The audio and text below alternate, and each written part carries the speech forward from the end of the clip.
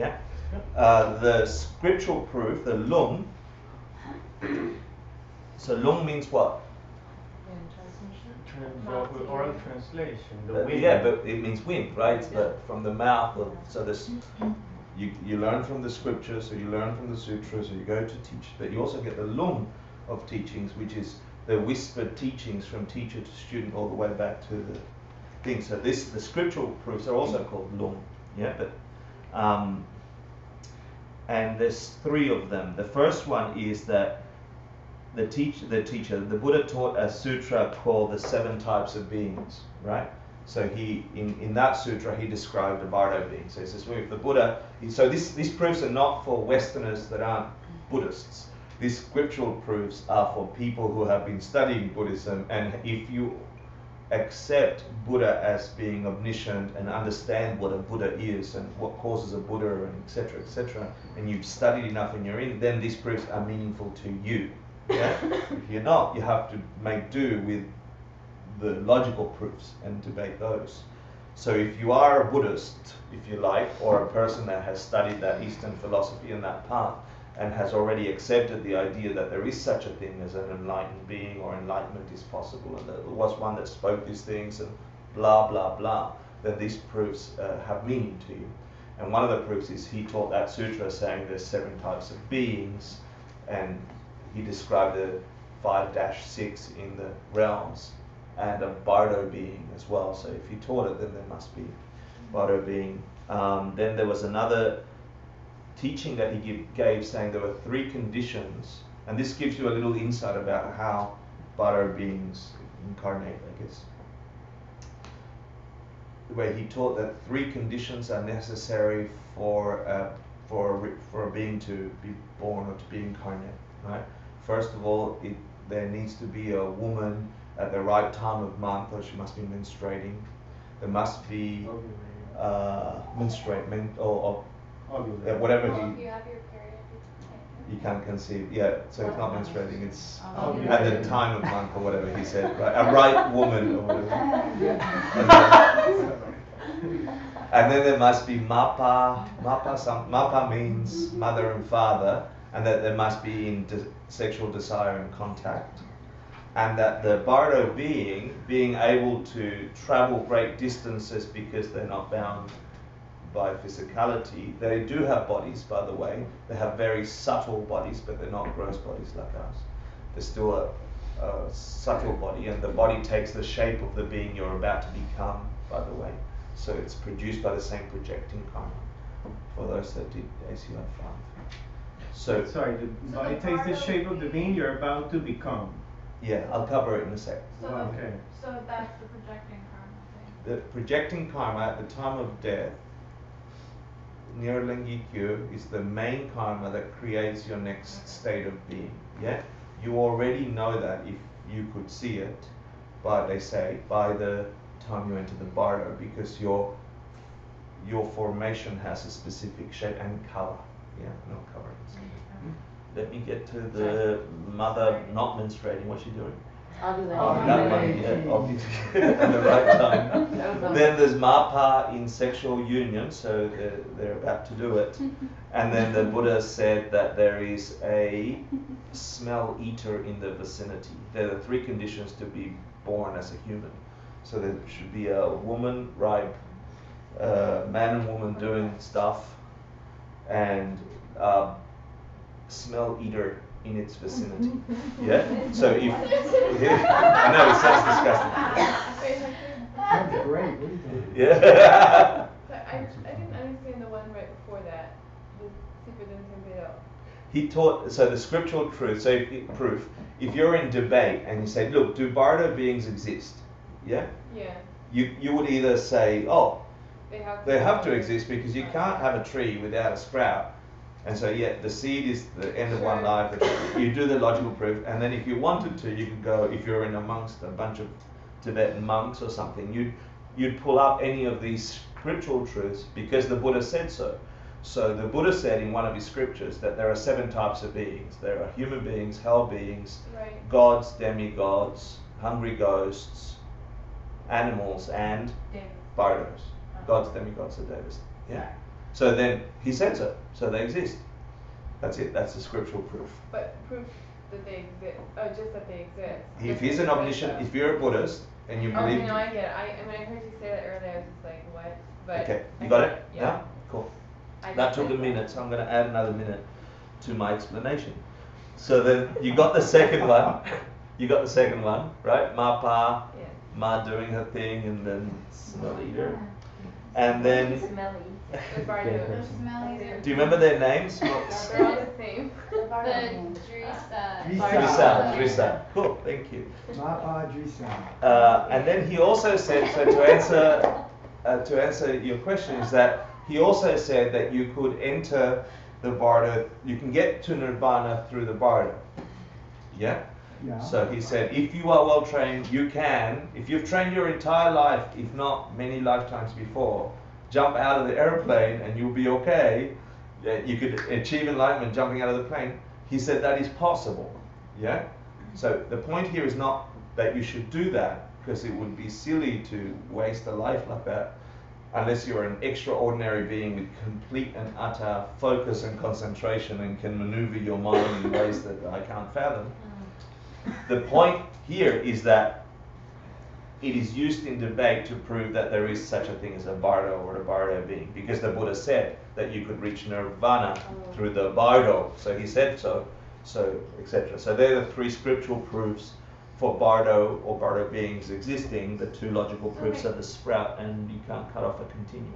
So this third, sorry, so this third scriptural proof is the one that says that you can reach nirvana. Yeah. Okay. So there's a whole teaching there, but the point of me sharing that is not that you should go and practice that or anything. Right, it's right. just that just has the word bardo in it, and the Buddha said it, so there Right. must be a bardo.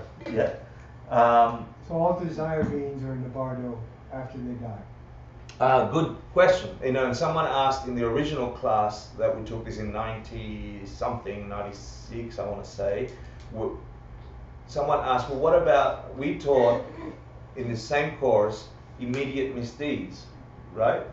You remember those? The 5 heinous deeds, do you remember those? These deliver you to the lowest realms instantly, right? Which were, what are the 5 heinous Kill your deeds? mother, kill your father. Kill your mother, kill your father, Draw blood from a Buddha. kill an arhat, draw blood from a Buddha, or Schism in the Sangha, like split the community of beings that were with the Buddha. So you can't do number 5 because we're not at the time of the Buddha. You can't do number 4 unless you perceive of someone as a Buddha.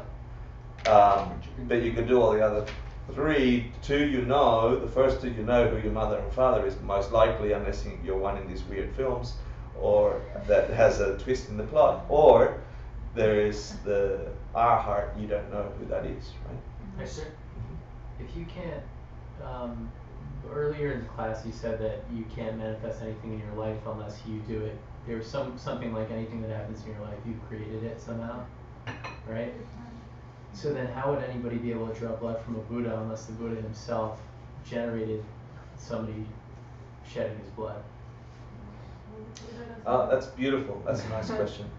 It's the image that pops into my mind is that image of the Buddha just about to reach enlightenment under the Bodhi tree, and he's being attacked by the last few mental afflictions. Is it Mara and his daughters? Mara and his daughters are throwing, and there's army of beings throwing spears at him, and he is perceiving them as flowers arriving at him. So his perception is pure to perceive objects approaching him as flowers. And the being's perception of throwing the thing is still a spear wishing to hurt. Both are true, they're not contradictory. It's a long story. My best friend, Evan, when I told him that, says, wouldn't the Buddha be like, stop throwing flowers at me? But anyway, that's like, this is so annoying, I'm trying to meditate. But he went somewhere completely different with But that. then if the Buddha's manifesting that, right? Isn't he almost doing like a bad deed onto the person who he's manifesting, like to throw the spirit in, because that knocks him down so far down the wrong, you know? But this seems a little like It's not sideways knocking him because down. the person needs to perceive the Buddha as a Buddha in order to draw blood from a Buddha, right? Right. Because Buddhas don't like exist in like independently of my mind. Right. Does that make sense? So the other person would have to be like, I'm now conjuring this Buddha in my mind, and then I'm going to draw blood. There's Right. there's no Or real it's a there. Buddha saying, now I'm going to perceive that this is a person, and they're gonna draw blood. It's Schrodinger's cat, basically. No, the misdeed is you may know this is a Buddha and you may try to hurt him. Yeah, I That get is that, the misdeed. Right, but the question comes up where if Is how come everybody's the Buddha allowed responsible for that? everything, if everybody's responsible for everything that they're generating in their life, Right. how could the Buddha allow somebody else? Because he's offering this person to complete his karma. So the truth is that Just a not second, only. Just a second. He's offering all they can do. That's a person's karma to have this relationship. You take responsibility for your life. Period. Your karma, rather. It's not likely ever gonna happen. That's not the point of it. No, but it's a good debate. It's a really. Well, the question was asked, so that is what's going on. Even the architect at the end of the Matrix, to use weird film references, No, I like it. gives Neo the opportunity to choose. Even though it's not like you're gonna have to kill a guy, you're gonna do that, which Neo kills tons of guys in the Matrix. But he's like, and we think of the architect as a bad guy, and he's like, you are not going to get to do both. You have to choose one. So he gives him, almost like a Buddha, gives him the opportunity That's to complete nice. I hadn't his even karma. thought about that. Right? See. So you go this way or you go this way, but really ultimately you don't know. You're going to end up here regardless. It's just about how you want to get there and how you can complete what's already been So given. really good that you have the question in your head, right? It's a big question. It's a huge debate because you can. I don't have time to debate, but I would love to, because we could debate either side of that argument for a long time and the entire path. Yeah, you could say, well, I'm not going to say what you could say, but it's really good that you have it as a thing. And I loved your answer about the intent. Yeah, so the perception of having and so on. And I love your answer that it's not likely going to happen, but it's there for a reason. So Also. actually it turns out that the very thing you're talking about is exactly what all of existence is about. So we're going to go through this question and debate either side. That's all life is. And we just forget it. And we just do all these movies back and forth. The question is valid. Follow what I just said? No. Okay. Last question, and then let me cover the next page, because otherwise I'm keeping you till Really 10. quick. So the Buddha still has karma acting on him? Ah. He's not free from karma? No, he is. That's Well, it. isn't that No. like, because this whole debate's about karma. So my understanding was once you reach nirvana and you became a Buddha, you're free from karma. You're free from Yeah, mental but afflictions. you're free from You're free mental from negative affliction. karma. You create the Well, you purest can't- But karma. here is where the misconception comes from, right? The word karma is almost exclusively used in all the writings to denote actions in the suffering realm. Right. Okay, and there's no reference in any of the scriptures that I know of that refer to karma being what's producing a Buddha's paradise with the word karma, but the implication is there. So there's something about the linguistics about using karma that implies ignorance to the action. Yeah, and as soon as you're outside the realm, as soon as you're the Buddha outside the wheel pointing at the moon in this painting of the Wheel of Life, that's no longer called karma. But the truth is, the truth meaning the inferred understanding that the mind of the Buddha continues to perceive a reality that is beyond being locked into this thing we call karma. But it's still caused, meaning it's not the word karma, but it's still causation. Yeah. Didn't you also put it like, if you're the Buddha and you're free from suffering and you're omniscient and you've reached this state of enlightenment, then all your deeds and actions are pure, so you would only be sowing seeds of good karma? Or there's no more sowing. Yeah, Right, there's no like more. there's Yeah. no more sowing the seeds. There's no more residual. There's Right, no more there's no more left residual, over. yeah. Period. You burn That's off just all the last flicker of a flick, and he is returning the favor to someone, Right. including the guy who poisoned him at the end of his Yeah, life. yeah, Right, true, true. okay. Right. Okay, here we go, ladies and gentlemen. So we talked about the 5 misdeeds. So what about that? What happens if, like, we taught in course 5 that the 5 misdeeds take you to the lowest realms? Don't you go through an in-between stage? Skip it. Nope, you actually go through them. It's because they're just not considered a birth. Yeah, that's all. So you still go through the bardo and you end up down there, but you don't. It's not considered a realm of birth. A really good So if question, it's Hector. not considered a realm of birth, how would you borrow if that's the space? It's not because it's not a realm because it's. I'll cover it now. It's a very quick in between existences. In between, it's the gap. I actually think it's a much more fundamental teaching than understanding it as death, bardo, life. That those three things, if you get the metaphor that they apply to, can have a significant impact in the way you live your life. If you consider death in between birth, death in between birth. Like moment to moment. Like moment to moment, considering the moment to moment and at what point, the whole thing is a meditation on emptiness. Alright. Don't want to go any more than that. Let me finish the bloody class. Enough moments. Enough moments. I want to say that a quick drop down in the last 15 minutes that the body of a bardo being, I just said, begins to have the appearance of what they call the being before, which really means the being you're about to become. So when you read the scripture, it makes no sense, but it means the being before it's going to die again, right? So that's why they call it the being before. So if you're bound for an animal realm, you begin to take the shape of that. Yeah, and you begin to perceive the world in that way, subtly, but still in this disorientated state.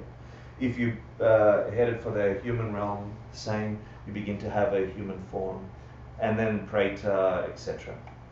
Here are the color charts for the kind of being that you're going to end up. They say if you're bound for the hell realm, you are perceiving your body as having some kind of charred wood color.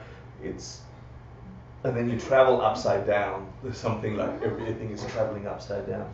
The Preta realm, you have a kind of translucence to it, a greyish smoke for animal, golden, and a childlike. In between the ages of 5 and 6, you have that kind of awareness of your body. You're sort of golden. And then the form realm, devas, because then you also have formless realm, right? Again, similar to a child, 5 or 6 in golden color. And the form realm, adult, form realm, adults fully clothed. There's something to do with piety or something like that in there. What about the formless realm? What kind of? You have no form. Thank you, good. Now, lifespans, and this is important. If you were here for David's practice 2 weeks ago now, there's a practice which is mostly in the tantric tradition and secret, although there are things that Tibetans and Buddhists do throughout the world when someone passes. You do a practice where on the day someone passes, and then every 7 days from that day, 7 weeks of 7 times 7 weeks, 49 days, you do a specific practice where you try and reach that being and connect with that being and so on. The Tibetan Book of the Dead has some practices around that. I don't know too much about that. In the tradition that I've been versed in, it's exactly the same basis that come from the Abhidhamma Kosha.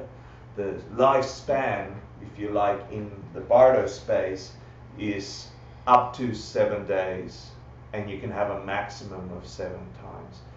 Sakya Trisen from the Sakya tradition says, that really is what the Buddha said for the majority of cases. Yeah, and he also said that there are beings that are trapped in that cycle for a long, long time and lost. But for the majority of cases, we go through these. So a lifespan in the in-between stage from passing to being incarnate again, it takes, could be a millisecond, or it could be 49 days. And for very, very few, it could be much more. But the practices in Tibetan circles and Buddhist practices are, you do a special puja on the day they passed and on the 7th day. Because if they are mind, and they are here connected, they are disembodied and disorientated, and they can travel at the speed of thought, they have also a quality about their mind that because they're not incarnate, they have a kind of, they say, a subtle clairvoyance. So a sense of being able to connect to other people's thoughts.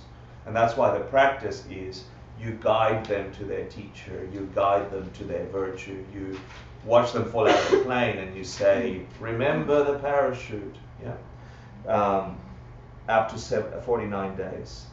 Tantra says you can connect with them, so, and I can't talk too much about that, and you get to understand why and so on once you have the foundation, but you need to reach a state where you purify these 11 obstacles to meditation and you achieve what's called the Tlachen, the eye of the God, or something like that, is that right? Eye of the God.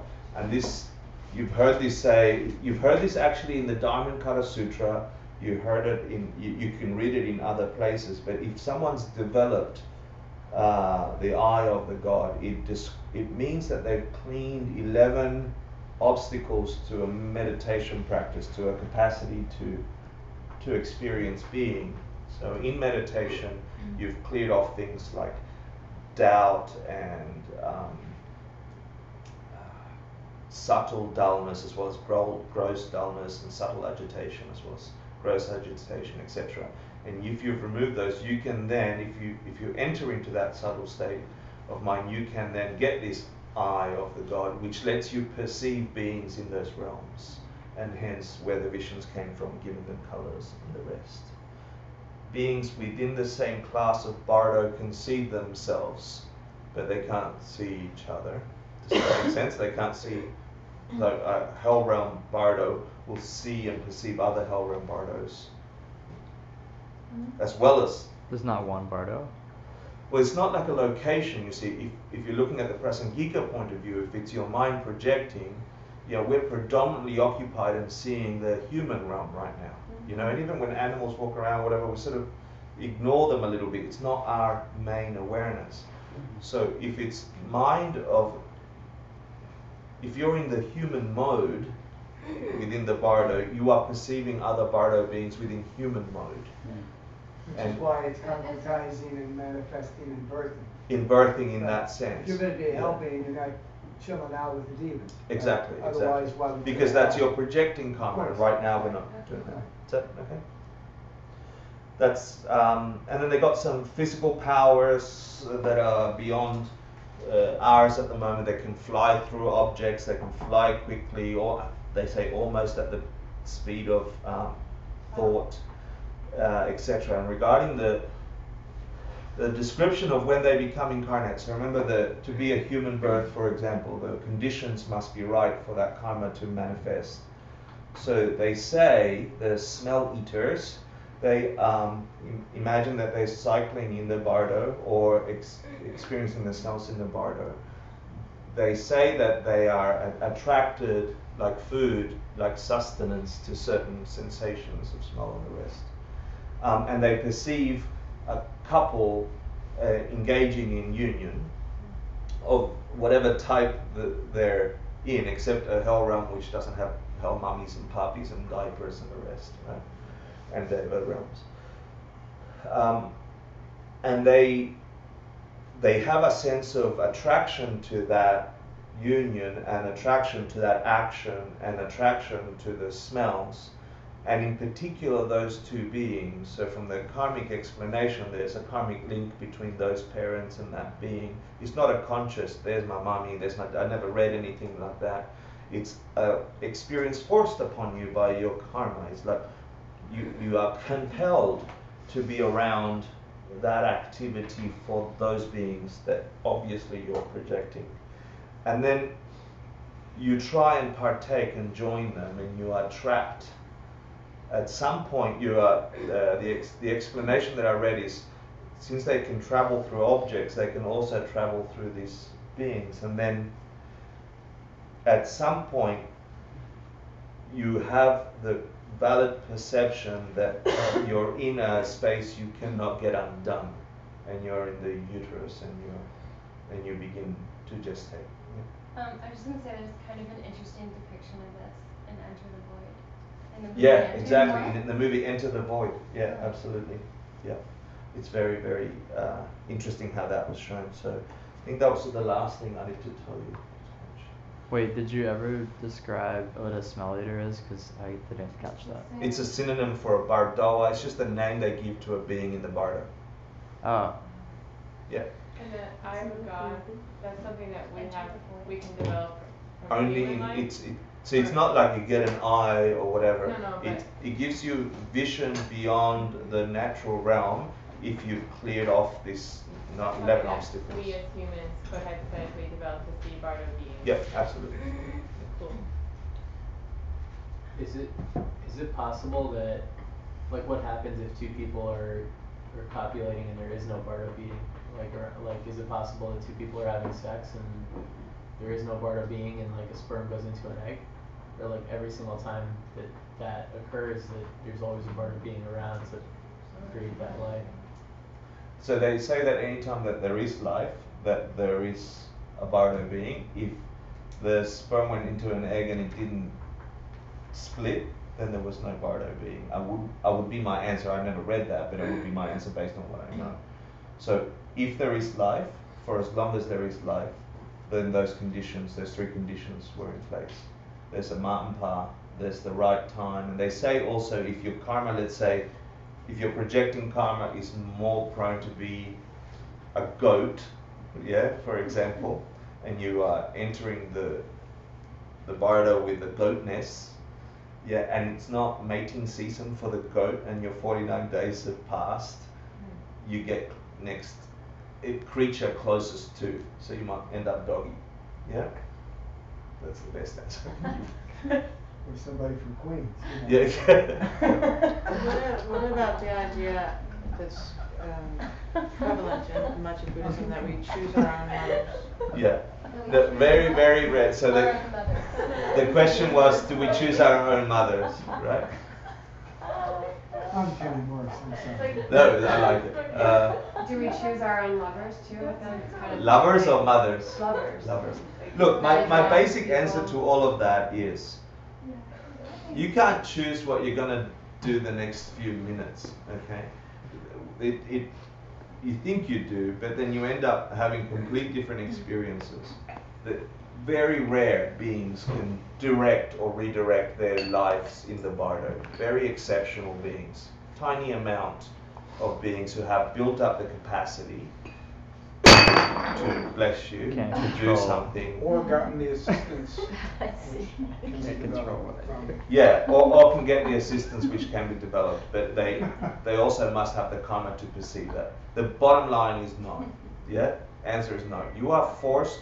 It's like fuel in fuel of a spaceship that takes you out of orbit, and once the fuel is lit, you're off orbit, and this. And it's all dependent upon the propulsion of the karmic seeds that you Of plant. course, yeah, and so it's a percent until you break that push from karma, you are at the mercy of some stuff, great or bad, that you did before.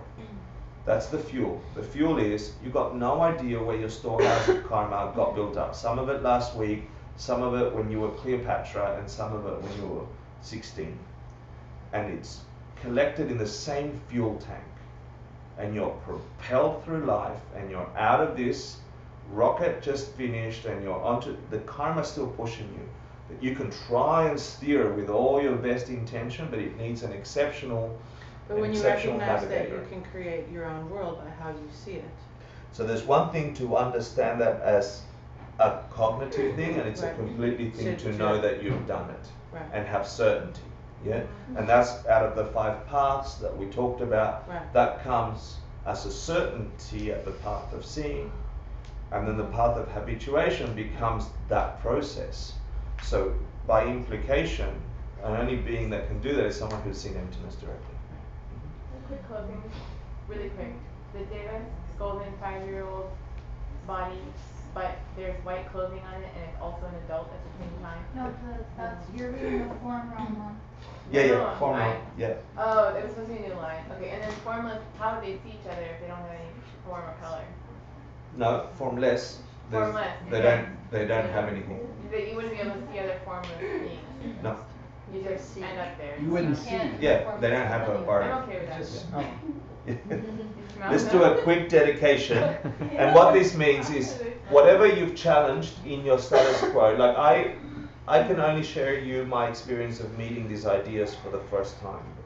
I've devoted 17 years of my life to try and understand them deeper and to put them into some kind of congruence with my experience of life. Because the other one, the other way of looking at life, I knew that there was 6.9999 billion humans trying to do that one. So I figured if they're going to figure out how to get free from suffering, someone's going to write me a note or send me a message. But if they didn't, I've better figure out a different way. So in my search for meaning, I've devoted a bunch of my human capacity to try and understand how is this possible. And it's just another lens at looking at our existence. I came with a whole bunch of assumptions that I didn't know were my prejudices when I looked at these explanations. Today I thought, why don't I do something silly and scare you a little bit and look up the explanation on Wikipedia for dependent arising or cause and effect or germination. And I made my computer talk, and it was the most bizarre words I've ever heard. I'm like, we actually believe that. And it made no sense at all. What I'm saying is, whatever you got out of today, whatever you challenged your assumptions, or whatever question marks you've got for your thing, or whatever rung true, dedicate it as a virtuous thing to try and understand a deeper causality in your existence, so we don't all have to go through those 6 sufferings or other sufferings. Yeah? So dedicate it, meaning imagine someone gets an aha that they've never gotten before, and it frees them. Sashi Rokir Jishin Metotram Viralin Shin Indegyam Padi Sange Shindu Mite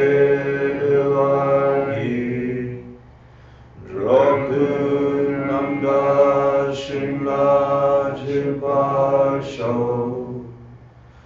Idam Guru Ratna Mandalakam Niryatayami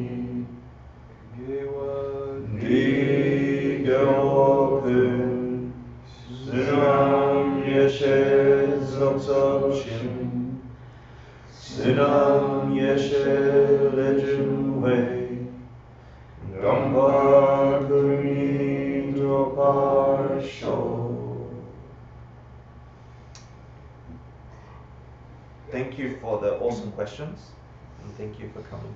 And make sure I'll see you at the next back channel. Thank you. Thank you. Thank you.